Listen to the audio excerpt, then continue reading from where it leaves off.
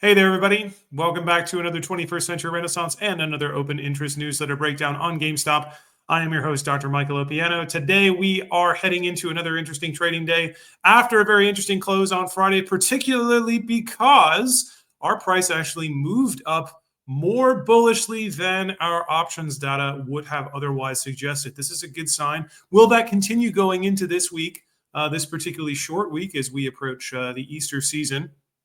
We'll talk about this, talk about what GameStop is looking like in the context, our broader market context, look at our regular measurables, and think about potentially what some of these upcoming catalysts might mean for our price action in the near future. So before we get started today, we always get started with our gratitude. Today's newsletter and video brought to you by Jimmy Perp. Thank you, Jimmy Perp, for sponsoring today's with a G, right? Jimmy like GME. Thank you very much for sponsorship today, as well as our monthly contributors, Dat Scruffto, Ken Wedmerlin, and Not Medical Advice, who help offset some of my data expenses on a regular basis. Thank you very much to everybody who has contributed in the past and who has some shout outs coming up. It's very much appreciated, and you help me. It's definitely encouraging to keep going. With trying to understand our favorite stock a little bit better. So, today's meme on the cover here. I was thinking about Gandalf, right, from the Fellowship of the Ring, when he's in that. What's the name of that? That's like the Chamber of Mazal Doom or something like that in the Mines of Moria, right, where they ought to like fight the troll and stuff. Right, and it's so this idea, right? Something is sounding in the deep. And the idea here, right, is, headed into the trading day on Friday. We talked about this in the live stream for those of you who had a chance to join us. Options data says, well, hey, the options market maker is heavily incentivized not to have our price close above a really large options position. And we had, I would say, about 10 to 15% of our total call OI was concentrated at that $25 mark. We had the 26 position was also very large. So, right, typically when we see any given weekly expiry in the options market, we're typically seeing, at least this has been the case, right, of the past however many options expiries I've been looking at closely on GameStop.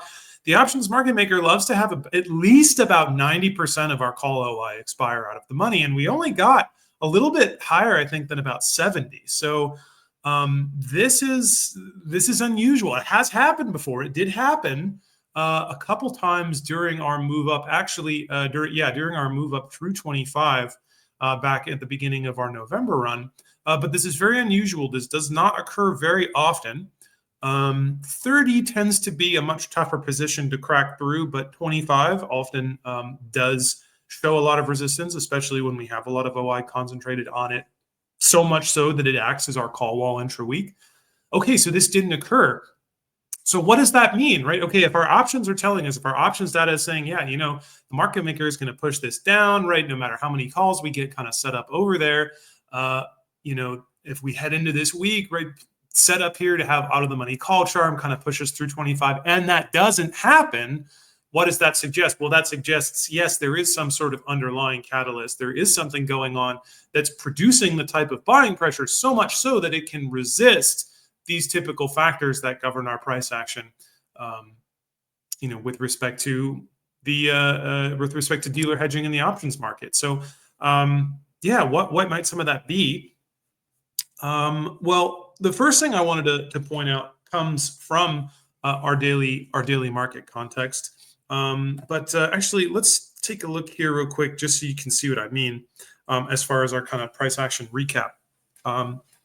So Friday, right, we basically opened. First hour or so of trading was exactly as I expected it to have been, in the sense that we opened up, right? We traded up. We had this kind of double top formation here.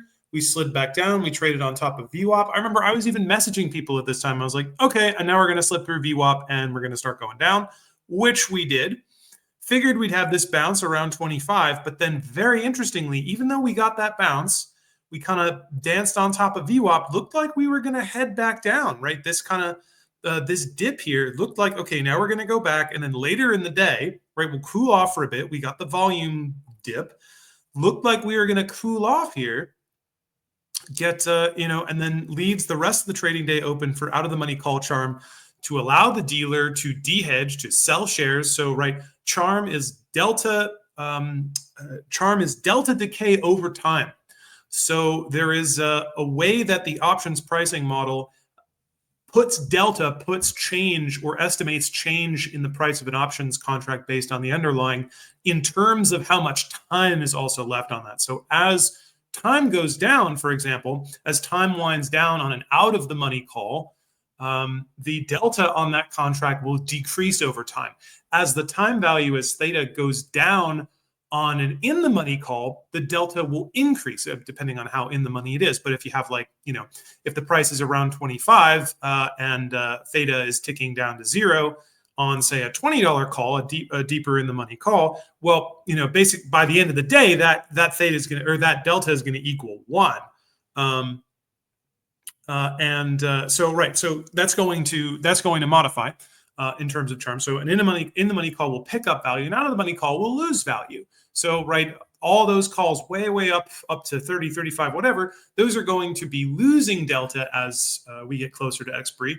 And the market maker is therefore going to be selling delta hedges via that effect into the close. So usually, one of the reasons why we see Fridays have that kind of dip into the end of the day often has to do with the acute effect of all of those out of the money calls that had, maybe even, 0.01 delta or 0.02 or 0.05 to start the day. All of that delta, all those hundreds of thousands of, well, not always hundreds of thousands, but tens of thousands, certainly. Maybe it's usually around 100,000 or more, 150,000, which can equate to millions of shares, get slowly sold off throughout the day. And, well, ideally, right, that typically accounts for that kind of slump effect you see in the latter part of the day.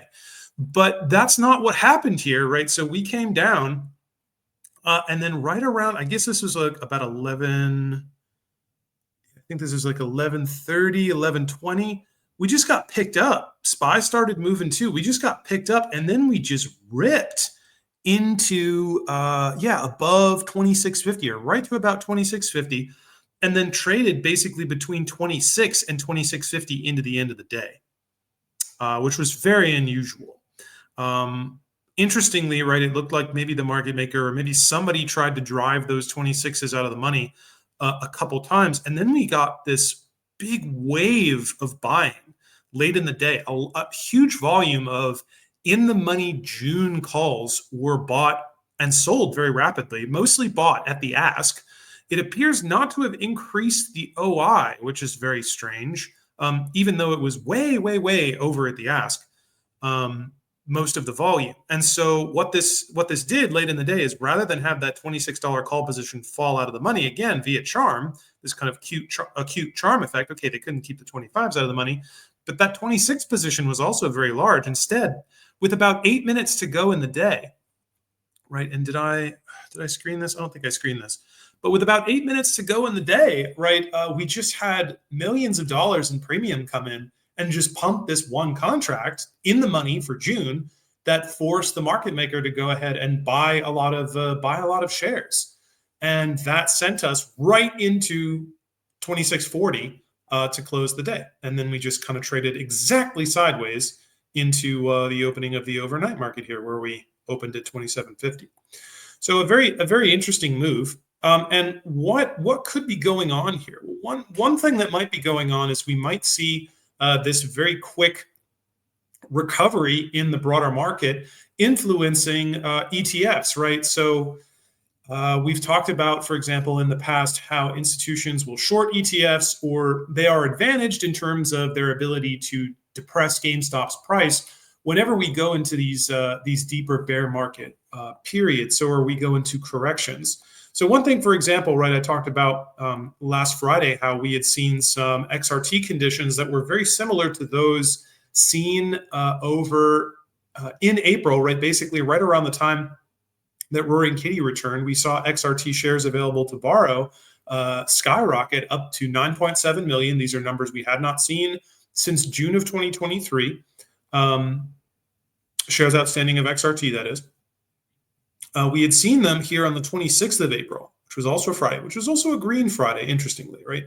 So green Friday, Monday we opened up. We sort of we didn't exactly gap up, but our opening price was higher than our close. Not than our top wick, but than our close there. So then we moved down for a couple days, but then we really started to actually this is SPY. We need to be on GME here, right? So opened up Monday, Tuesday, Wednesday, traded down, and then we really started to skyrocket, right? So you recall GameStop had moved into this cauldron back towards the end of March, traded down, down, down, down, down. It does seem to be the case that there were a number of swaps in this area. So those same swaps that we encountered in March were scattered throughout late March and early to mid-April last year.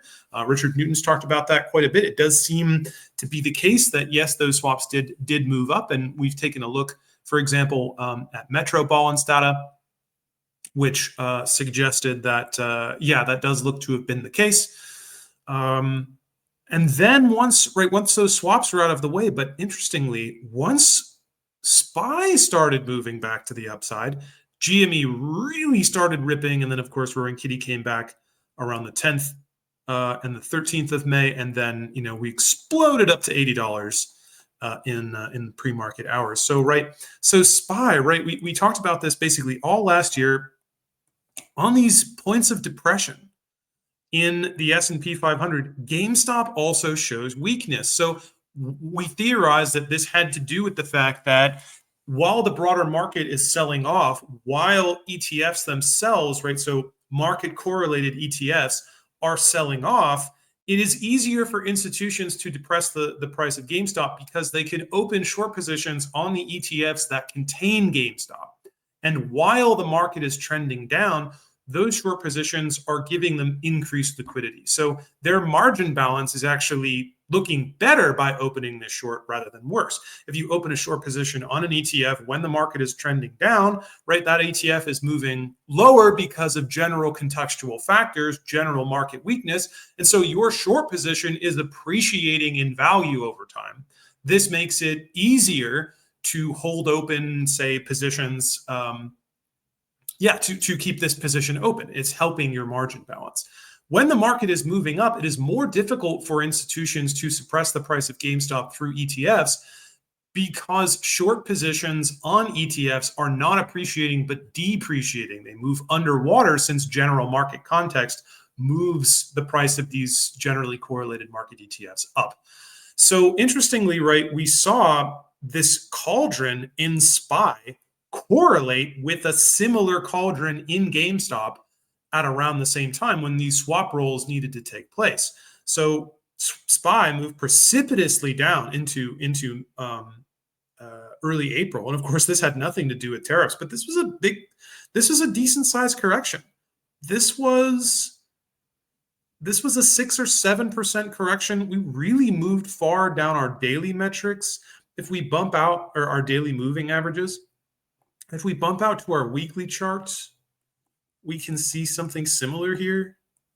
This is Nikkei. No, this is COVID. We want here, I think. Nope, not yet. Here. So not crazy big out on the weekly, not anything like what we just saw.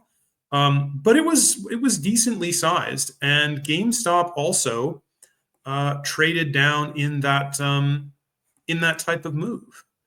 So yeah, you can see much smaller cauldron there. But also GameStop had this type of cauldron. And then coming out of this, we saw XRT shares outstanding really shoot up. So 26th of April, yeah, right around here, So it had already started to recover, had a few days cool off. In fact, the green and red days on GameStop and the broader market are basically in line here. And then we had this kind of gap up move, this 3-day gap up move, Thursday, Friday into the following Monday, so the 6th. And then when that occurred, GameStop really went haywire. So could we be seeing here, is there some sort of broader transition going on, See, 1, 2, 3, and then whoa, there's our 3-day gap up. But it's much more pronounced here in GameStop. It's like a 40% appreciation, or actually this is a 60% move 70% move up to the high, 60% move up to the close. And then, of course, there was more to come. So could we be seeing something along the lines of that? Is now that the market going into something of a recovery, is that now having an effect on GameStop? Is it really that, say, this depressive effect with respect to ETFs, right? Because XRT, for example, has sold off pretty strongly amid this market correction, right? So if we bump over there, you know, XRT did this. And of course, GameStop has looked a bit better. It's very similar, actually, right? So, yeah, right around, but much more correlated with what was going on with the broader market. So could we be seeing this type of maybe some ETF refilling or some ETF rebalancing or strengthening and forcing certain institutions to close out their short positions, naturally maybe forcing them to close out some failed to delivers on GameStop? Well, if that is occurring, then this may be another factor. If that was an operative factor back last year with Roaring Kitty's return and GameStop's explosive price action back to the upside, then maybe that's one more layer of, that's one more bullish catalyst underlying our price action heading into April, the rest of April and May. And why do I think that? Well, if we take a look actually at what's going on with our options market over in the broader market over on SPY, right? We can see that, finally, we are starting to see a bit of greener pasture appearing overhead. So we do see actually net call positions starting to build up in our gamma data overhead, right? I mean, obviously, we're still in this very volatile territory. VIX is moving down a bit. It's right slightly above 30 here, just around open.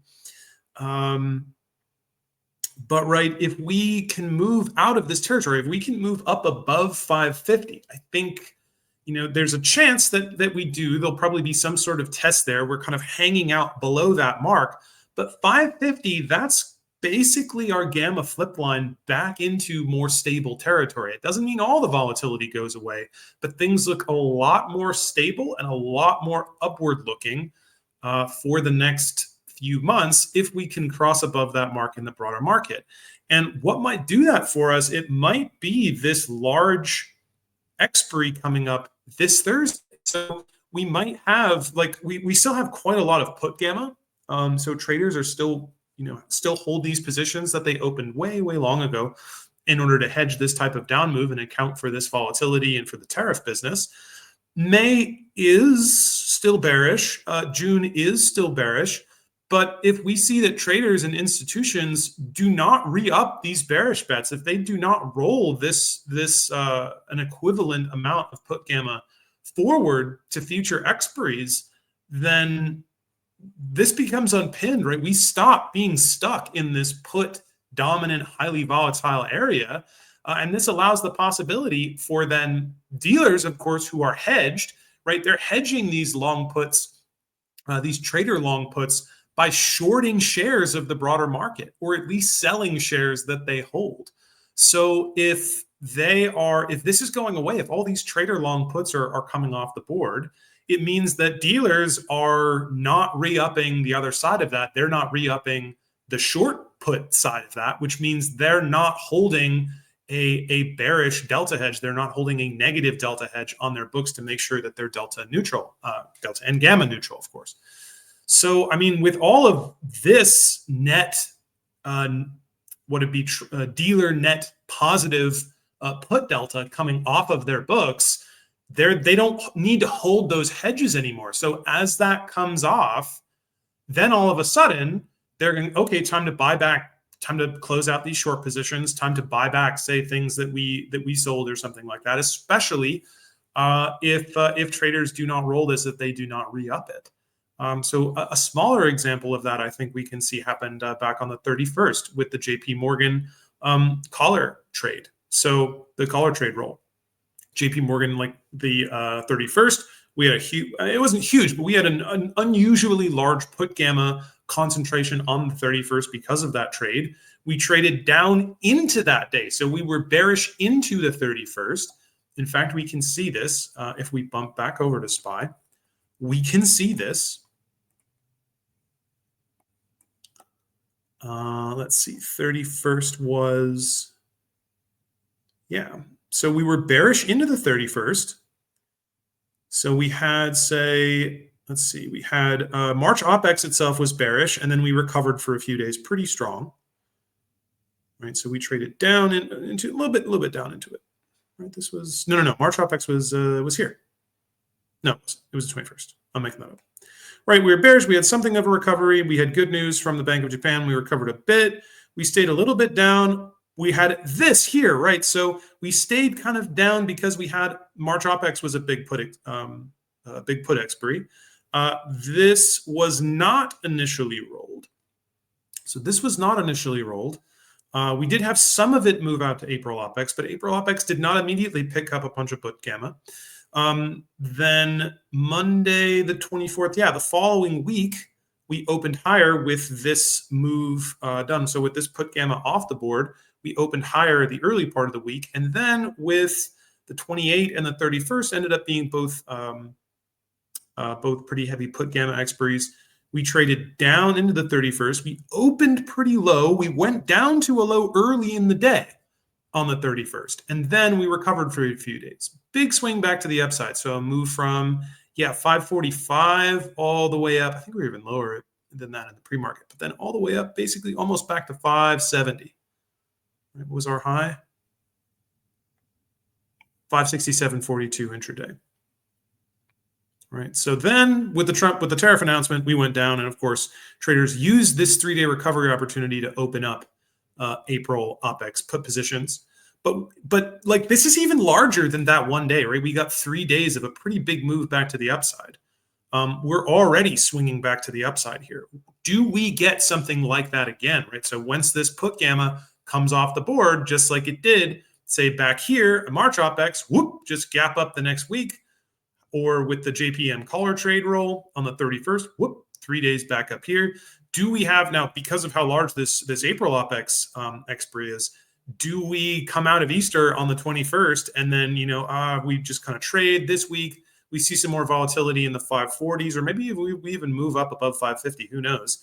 Maybe we stay kind of below this daily. Yeah, I mean, we have this as a kind of cap, right? It looks like in this developing trend, traders, institutions are using the 20-day moving average here as kind of an interim kind of top. So maybe we come up here, we touch 550, we come back to the downside, but then over the long weekend, we get all of this put gex off the board and we pop back up pretty hard, maybe into trading, say, below the 200-day and above the 20-day. So between, say, 550, 575, we see some call gamma come back on, and then only into May maybe do we then see a move back to the downside, or a question mark whether we move back to the downside. Maybe another tariff announcement helps improve that situation. If that occurs, I mean, that does look like it's going to be something that'll be particularly bullish for GameStop on the ETF front. So something I wanted to throw out there, something I wanted to bring to our attention, and one of the reasons that I do look at this broader market options data in particular. So what do we have looking for us this week then, heading into our price action? It still looks like GameStop is in this liquidity situation, this restricted liquidity environment. XRT once again doing this move where we see, say, shares outstanding created, right? So we saw that big increase up to 9.7 million shares, down to 7.2 now in the pre-market today. But shares right up until pre-market was about to open stayed pretty high, right? 800,000 shares to borrow was a lot. 700,000 units of XRT, that's a lot in the evening on Friday, right? And throughout the day, throughout the trading day on Friday. But then here pre-market, we dip back down to 90,000. So XRT is still showing liquidity constraints. GME does look like it has a lot in the way of available shares. So always good to keep that in mind. That does mean that the price can be plied a bit with direct shorting. But if we see these factors, if indeed, right, I think, Richard Newton's talking about looking at trying to track some of these FTDs from back at the beginning of March. Those are likely coming due in this period. So between the 8th and, so basically next Monday, there's a window here where it looks like a lot of FTDs from the end of February, beginning of March are are due to be covered. So, I mean, do we see institutions go ahead and use this in order to control the price in a significant way? 3 million shares available to borrow is probably not enough to kill a volatility move, to kill a price run, especially if we see this recovery continue in the underlying market. But it's good to keep that in mind, because on any given day, there can be some significant adjustments to the price. And we might actually already be seeing some of that a bit here. Yeah, it does look like we got shorted pretty heavily off the open. Big dump off the open, got traded up and then traded down here. So if we bump down to our 1 minute, zoom in a bit, something like this. That was a pretty big sell-off. So move up into the 27s. It's pretty high up there. And then just get donk. Just get dunked kind of out here, recovering a bit. I'm staying wary, right? So what did I see in our options market today that still points this out? Well, okay. We do have this number of shares available. If we go look down, I mean, our volatility is still high, which, I guess doesn't jeopardize the shape of our overall trend going forward. But okay, we do see some technicals that, right, I drew this up at the beginning of last week. I said, okay, if we do move up, if we do have some of these ETF factors, probably moving up to around 27.50. What did we look at in the pre-market today? Trading between 27 and 27.50, right? Opened in the overnight market, opened at 27.50, and then we kind of had a little bit of dancing between 27 and 27.50, and now we're back below this mark, right? We have the 100-day simple moving average is right at around 27, so it looks like we so far it looks like we hit into that, and then we're trending back downward. We do have some cool signs. We have a bit of a minor bullish momentum catalyst or signal, I should say, not a catalyst, but a signal coming up today, occurring presently, which is the 20 PMO line is crossing the zero line. That's another one of those indicators that momentum is continuing to the upside. So seeing our lines, our 20 PMO, 35 PMO, and the 55 simple moving average on the PMO chart moving up, seeing those cross the zero line is a bullish cross. Of course, seeing them cross each other to the upside is a bullish move, but then seeing them also cross the zero line is a big one. So we saw the 20 PMO and the 35 PMO last week cross Roaring Kitty's 55 simple moving average signal line there. Now they're starting to cross this week. Both of them will likely cross the zero line. The next big one after that will be when the signal line itself crosses the zero line. So we can actually take a look at, try to estimate when that will be.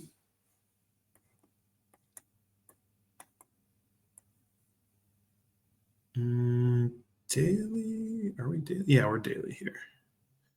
So yeah, looks like maybe later this week, the 35 will cross the zero line. Are we moving up yet? The 55 is still slightly moving down, but it's evening out. I'd say probably by the end of this week, it will flatten out and start to move back up again, which means probably beginning of May. Probably beginning of May, we'll get that cross. We'll get that cross above the zero line. So 20 and the 35 will keep moving up. The 55 on the daily Roaring Kitty's preferred chart there, actually probably around May 5th. Which is coincidentally a day where we seem to have a fair number of Chewy swaps expiring. Who knows? Did these end up lining up? Those Chewy swaps are pretty important look to have been important for our price action moving to the upside in November and December. We had a lot of notional value of Chewy swaps expiring. Does seem like Roaring Kitty last year suggested that GME was swapped with Chewy. So very interesting to consider and continue to monitor whether that will continue to affect our price action moving forward. GME looks like it's recovering a bit here after that initial attempt to short it. Well, we'll have to see what we do around this 100-day moving average here. Very curious, very curious. Okay, but what else might signal to us that we're due for maybe a little pause or a little correction to the downside before we start moving back up? Well, we do see a bit in our options data. Overall, our options data is very bullish. Traders, by and large, are bullish on this week. General sentiment is bullish, which is to be expected from what we've seen. However, I will say that, we called out this very interesting trader last week, and we talked about this on the stream a bit. We had a trader enter into an extremely bullish risk reversal trade. So short puts and long calls with one data expiry. I would not recommend that anyone go ahead and try this strategy. It was extremely aggressive. This trader must have been very confident in basically where he expected the price to go in a single day, basically in 2 days, or where we were going to close on the week. I would never attempt this trade. It was just too aggressive for me to go.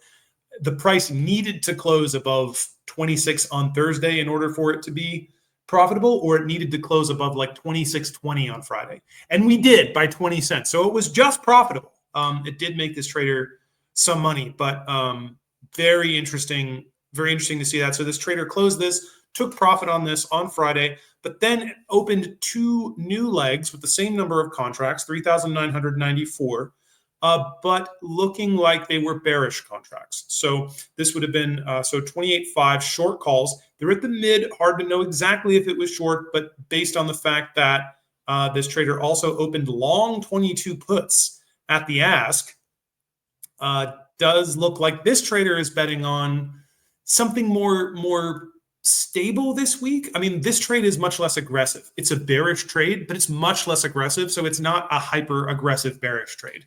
This trader will profit this week as long as GameStop's price does not close above $28.85, which is a pretty smooth bet.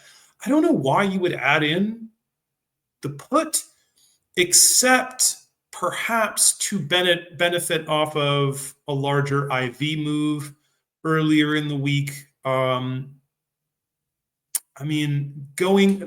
This doesn't look like it will have any intrinsic value at close. Maybe it's not, right? Maybe it's not actually a long put. Maybe it's a short put that somehow just got processed at the ask. Hard to say, but it does look like this trader in any case is, maybe it is super aggressive again, but this spoke to me. It seemed more likely to me that this was a bearish trade. So we do have that coming from this person who had an incredible call on a very aggressive trade last week. Max Payne is moving up, but it's still decently below us, right? It's still at 24.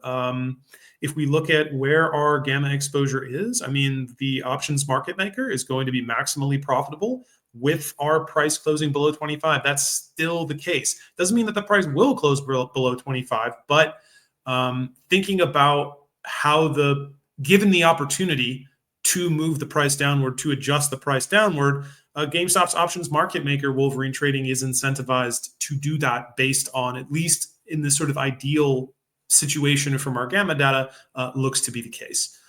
So that's another thing kind of tick against us, I suppose, or why it suggests, maybe we show a little bit of short-term correction here. The other thing too is the way that this is outlined, at least in the beginning of the week, it looks like we could move to the downside. We really can have kind of a free hand to move up and down this $25 to $30 macro bracket. So, that's certainly more bullish than something we've seen recently. So I don't want to come out and say like, oh man, I don't know, we're not looking good. That's not true. Like, this is the best that GameStop has looked in terms of our options data, our gamma data, for quite some time, basically looking back into, some of this price action in late November, mid-November. After our recovery period in late December, we had kind of an option set up like this. So it's definitely bullish. But within that bullishness, it is a little easier for us to trace to the downside, to trace to the downside rather than trace to the upside. So I wouldn't be surprised if on this short week, potentially the options market maker took advantage of this to keep us in the kind of flatter, in the lower part of this, to take advantage of some euphoria for continued bullishness, to see that $27 or that $27.50 pre-market, get some people betting on 30s, 31s, 32s, 33s, like we saw those $31, $32, and $33 calls bought at the ask, purchased at the ask for May, to draw in some of that, to use this heightened IV to really collect some premium this week. but then ultimately not really chug super hard back to the upside. I wouldn't be surprised if we saw that, even if we don't actually end up staying. But I would still consider closing above 25. I mean, that's an incredible. That's an excellent sign, right? That projects bullishly for GameStop in the near future. But yeah, just seeing that in terms of our options data, right? A little easier to trade in this lower kind of area from 27 and down, just because we have much less in terms of, not much, but we have some less in terms of call gamma exposure, which means there's going to be less resistant hedging.